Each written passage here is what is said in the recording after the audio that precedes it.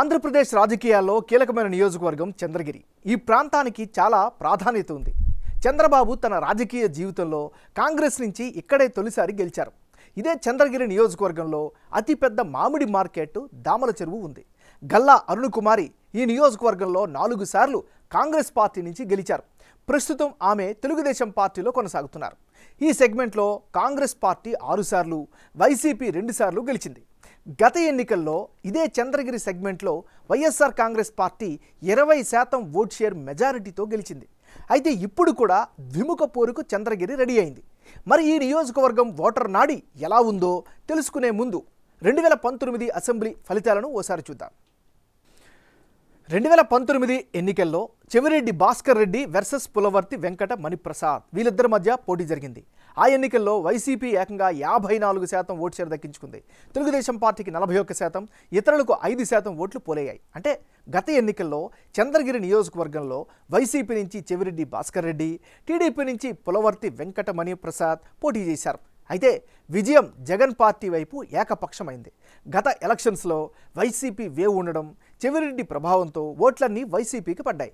అదే సమయంలో తెలుగుదేశం పార్టీ తరపున పోటీ చేసిన పులివర్తి వెంకట మణిప్రసాద్కు టీడీపీ కేడర్లో పెద్దగా కమాండ్ లేకపోవడం, జనసేన నుంచి అభ్యర్థి నిలబడడం, ఓట్లు చేరడం వంటి కారణాలతో ఓడిపోయారు. మరి ఈసారి ఎన్నికల్లో చంద్రగిరి సెగ్మెంట్లో రాజకీయం ఎలా ఉండబోతుందో big TV exclusive detailed election సర్వేలో వెల్లడైనటువంటి అభిప్రాయాలను ఇప్పుడు పరిశీలిద్దాం.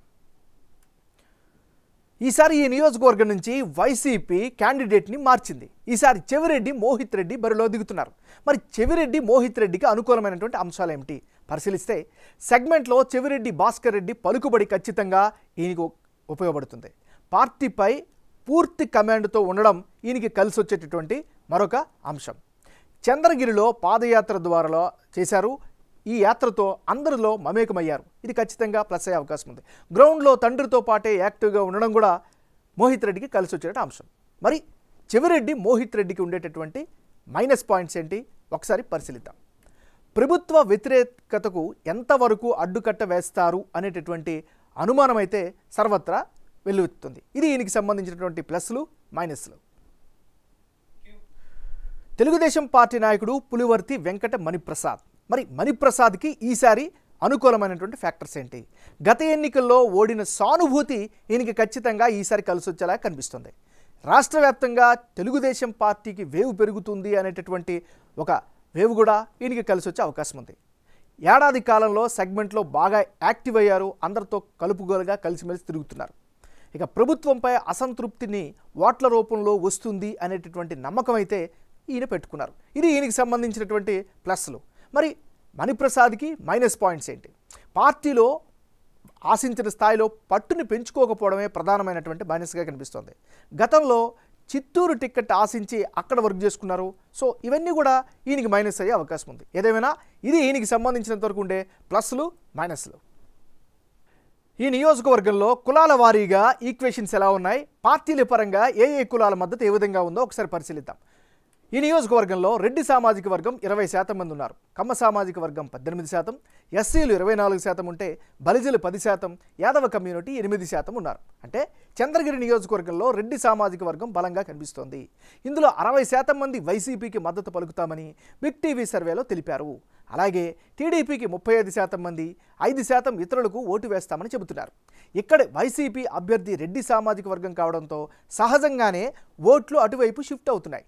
మరోవైపు కమ్మ సామాజిక వర్గానికి చెందిన 18% మందిలో 35% వైసీపీకి, 60% టీడీపీకి, 5% ఇతరులకు మద్దతు ఇస్తామని సర్వేలో భాగంగా వెల్లడించారు.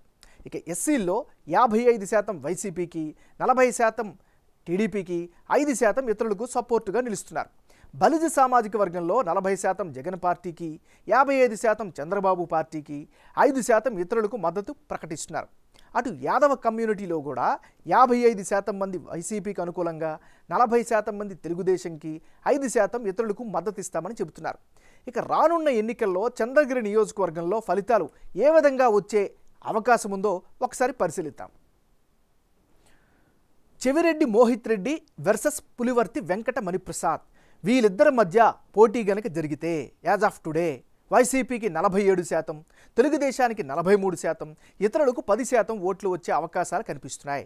అంటే ఇప్పటికిప్పుడు ఎన్నికలు గనక జరిగితే చంద్రగిరి నియోజకవర్గంలో వైసీపీ జెండానే ఎగిరేందుకు ఎక్కువ అవకాశాలు ఉన్నాయని బిగ్ టీవీ ఎక్స్క్లూజివ్ సర్వేలో తేలింది. చెవిరెడ్డి భాస్కర్ రెడ్డి కుమారుడు మోహిత్ రెడ్డికి 47%, పులివర్తి నానికి 43% ఓట్లు వచ్చేందుకు అవకాశాలు ఎక్కువగా కనిపిస్తున్నాయి. ఇతరులకు 10% ఓట్లు వస్తాయని తేలింది. మోహిత్ రెడ్డి పాదయాత్ర చేయడం, నియోజకవర్గంలో యాక్టివ్గా ఉండడం, నియోజకవర్గ అభివృద్ధి జరగడం, కష్ట సమయాల్లో చెవిరెడ్డి భాస్కర్ రెడ్డి ప్రజలకు అండగా ఉండడం, పటిష్టమైన ఓటు బ్యాంకు ఇవన్నీ చంద్రగిరిలో వైసీపీ విజయావకాశాలను మెరుగుపరుస్తాయని బిగ్ టీవీ సర్వేలో తేలింది. అదే సమయంలో టీడీపీ అభ్యర్థికి చంద్రబాబు అరెస్టు ఉదంతం సానుభూతి ఓట్లను తెచ్చే అవకాశాలున్నాయని తేలింది. పార్టీకి సంప్రదాయబద్ధంగా ఉన్న ఓట్ షేర్ కలిసి వచ్చే అంశంగా బిగ్ టీవీ సర్వేలో తేలుతోంది.